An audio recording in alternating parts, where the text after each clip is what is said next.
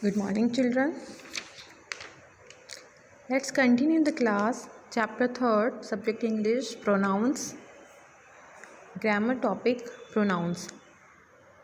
We have studied the three types of pronoun: personal pronoun, possessive pronoun, and reflexive pronoun. What is a pronoun? A pronoun is a word used in a place of a noun in a sentence. Before studying the next 4 types of pronoun, we will discuss on our previous topics. The personal pronoun. What is a personal pronoun? We revise it. Personal pronouns are words like I, we, you, he, she, it, they, us, me, them that are used in a place of noun. Clear? Second, we have read the possessive pronouns. What is a possessive pronouns? The pronouns that show the position are called the possessive pronouns. Such words like mine, ours, yours, theirs, his, hers, like that. And the third is reflexive pronoun. What is a reflexive pronoun? Pronouns that show the subject and the object are the same person or called reflexive pronoun. Please remember that and focus on this pronoun, reflexive pronoun, because the next we will read the emphasizing pronoun. The emphasizing pronoun and the reflexive pronoun words are the same, but the uses are different. So be careful. What is a reflexive pronoun? Reflexive pronouns cannot be used as the doer of an action. Okay? Clear? What? The reflexive pronoun cannot be used, उसने use नहीं किया जा सकता as the doer of an action. And the subject and the object are the same person are called the reflexive pronoun. And the such words are myself, yourself, themselves, ourselves, myself. Clear? For the example, I did this work myself. ये work मैंने खुद किया है, तो ये आपका reflexive pronoun है. Now look at the emphasizing pronoun. Then you will understand what is the difference between the reflexive and the emphasizing pronoun. So what is emphasizing pronoun? Emphasizing pronouns that are used to lay emphasis on some person or thing in a sentence. जो किसी sentence में किसी person और thing पर क्या करता है? Emphasize करता है. It is used to emphasize who does the action in a particular sentence. It means वो किसी sentence में जो doer है उस पर क्या करता है? बहुत ज़्यादा emphasize डालता है, बहुत ज़्यादा उस पर जोर देता है, उसको show करता है. Okay?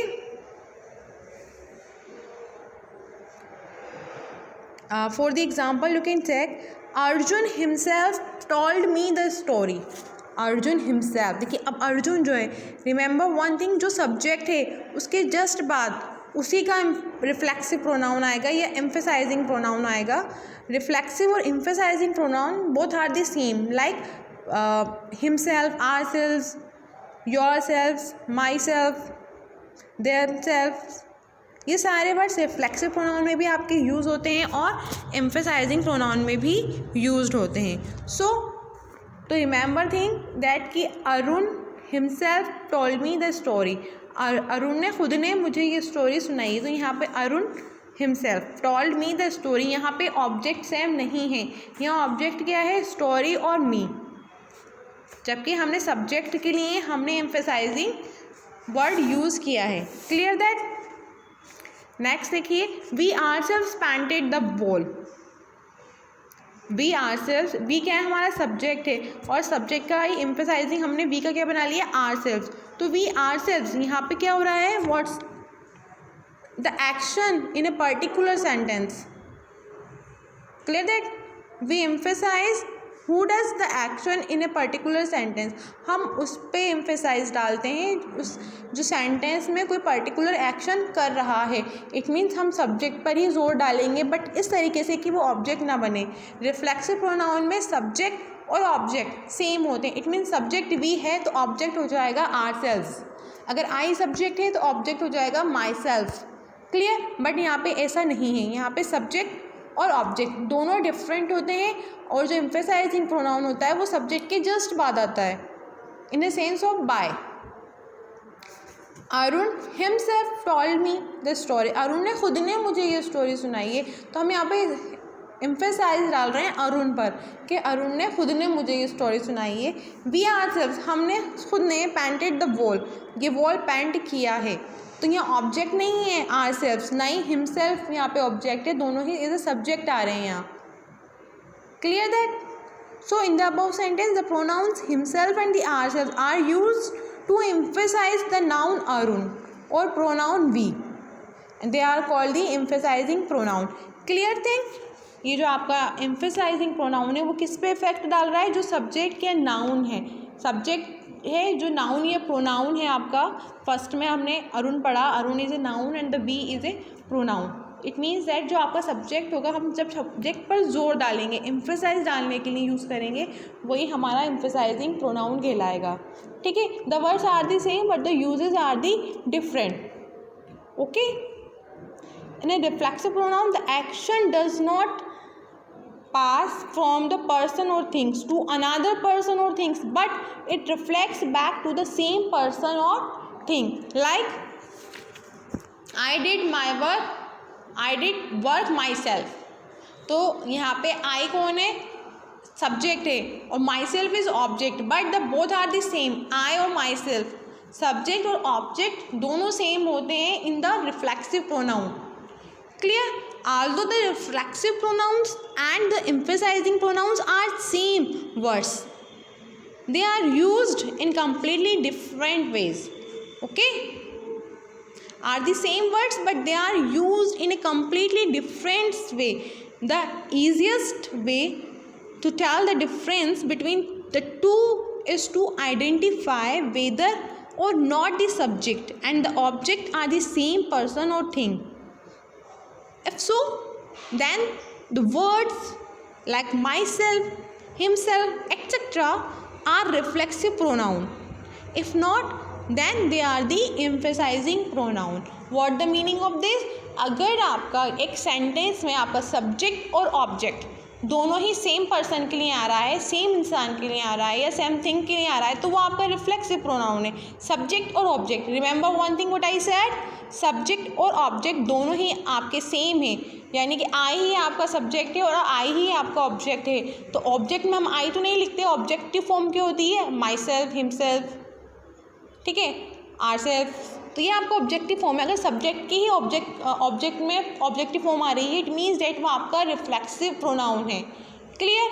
और अगर सब्जेक्ट ऑब्जेक्ट नहीं है आपका, तो वो आपका रिफ्लेक्सिव प्रोनाउन है, वो सॉरी एम्फेसाइजिंग प्रोनाउन है। अगर सब्जेक्ट ऑब्जेक्ट नहीं है तो वो आपका एम्फेसाइजिंग प्रोनाउन है, such that I my self did this work, मैंने खुद ने ये काम किया है, तो आई के लिए मैंने जस्ट एज ए सब्जेक्ट क्या यूज़ कर लिया है? My self, I my self. Okay, बस आपको बहुत छोटा सा डिफरेंस याद रखना है कि अगर हम एम्फेसाइजिंग यूज़ कर रहे हैं इन वर्ड्स को, तो जस्ट सब्जेक्ट के बाद हम उसका एम्फेसाइजिंग फॉर्म लगा दें। अगर आई है तो आई की जस्ट बाद माई सेल्फ आ जाएगा, वी है तो आर सेल्फ आ जाएगा, ही है तो हिम सेल्फ लिख देंगे हम, शी है she her self washes cloth. Clear that? Just बाद उसको हम यूज़ करेंगे। You can see in this sentences, just बाद, अरुण के जस्ट बाद हिमसेल्फ आया है, वी की जस्ट आफ्टर आर सेल्फ आया है, तो इस तरीके का हम एम्फेसाइजिंग में यूज़ करते हैं। अगर हम ये बोलते हैं Arun told me the story himself, तो then the next change. Clear? Now the next is the relative pronoun. What is the relative pronoun? Relative pronoun means जो रिलेशन दिखा रहा है। क्लियर? तो आपका ये सब तो क्लियर है ना? यस। तो what is the relative pronoun? Pronouns that refer back to a noun और pronoun in a sentence are called the relative pronoun. Clear? They are added after the noun और pronoun in a sentence to make it clear which person or thing we are talking about, and they also join the sentence. और two sentence को आपस में join भी करता है. Word such as who, whose, whom, that and when. ये सारे words जो भी आपके हैं ये सब के कहलाते हैं आपके रिलेटिव प्रोनाउन कहलाते हैं और ये रिलेट करने की कोशिश करते हैं एक सेंटेंस को दूसरे सेंटेंस से. Look at the example. I like the film. मुझे फिल्म पसंद थी. That I saw yesterday. जो मैंने यस्टरडे देखी थी. डैट किसके लिए आया है? फिल्म के लिए आया है. That I saw yesterday. Ram. Ram who is a good in English. अब राम के लिए यहाँ पे आया है हु. रिमेंबर दे हु का यूज़ हम पर्सन के लिए करते हैं और विच का यूज़ हम थिंग्स या फिर नॉन लिविंग थिंग्स के लिए या एनिमल्स के लिए करते हैं. ठीक है. So the Ram who is good in English is my friend. The pronouns that and who is the above sentence tell us more about the film and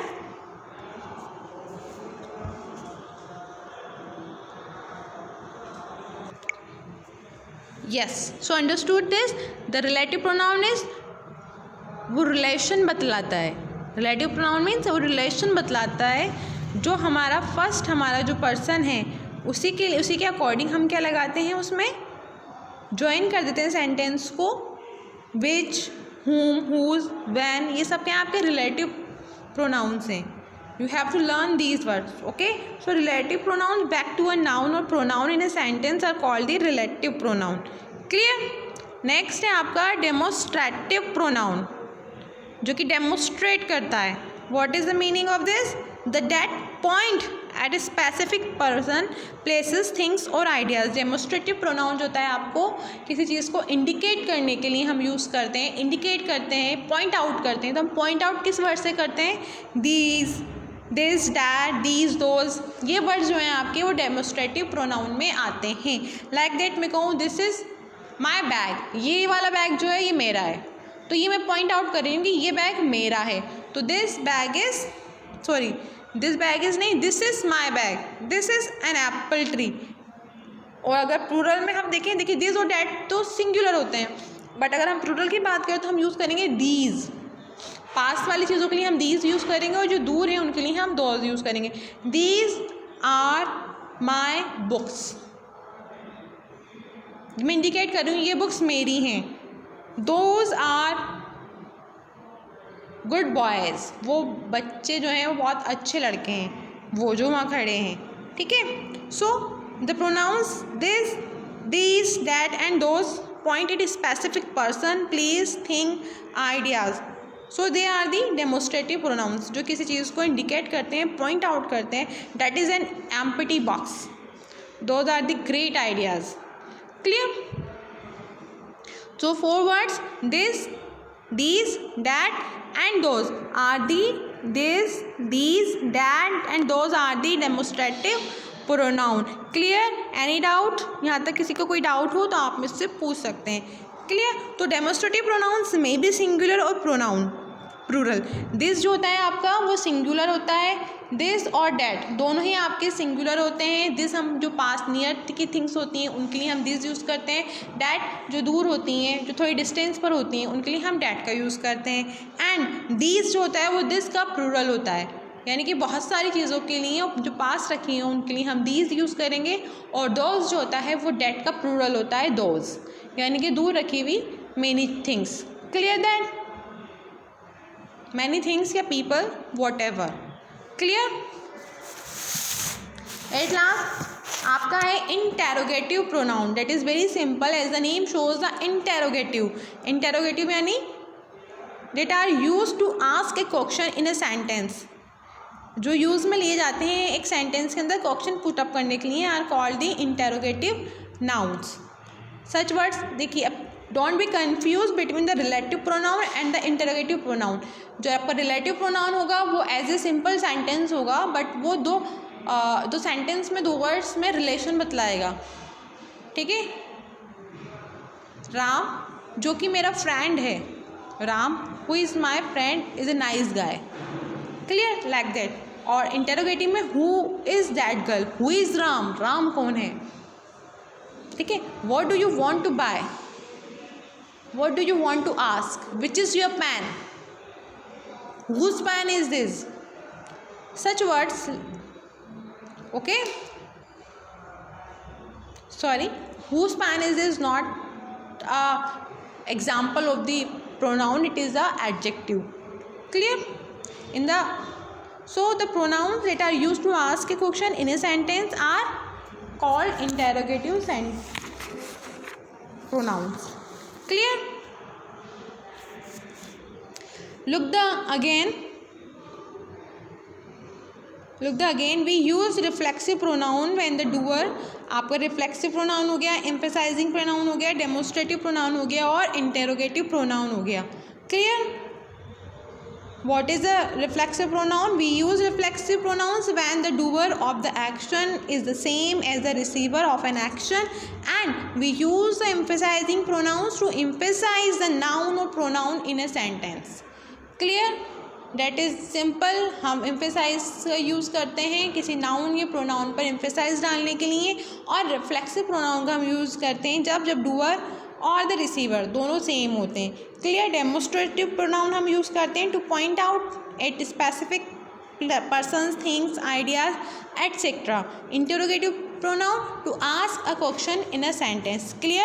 So now our pronouns are completed. Today we have studied the 7 types of pronouns such like the words personal pronoun, possessive pronoun, reflexive pronoun, emphasizing pronoun, relative pronoun, demonstrative pronoun and the interrogative pronoun. If you have any query about these pronouns, you can ask the questions. Okay, so study carefully.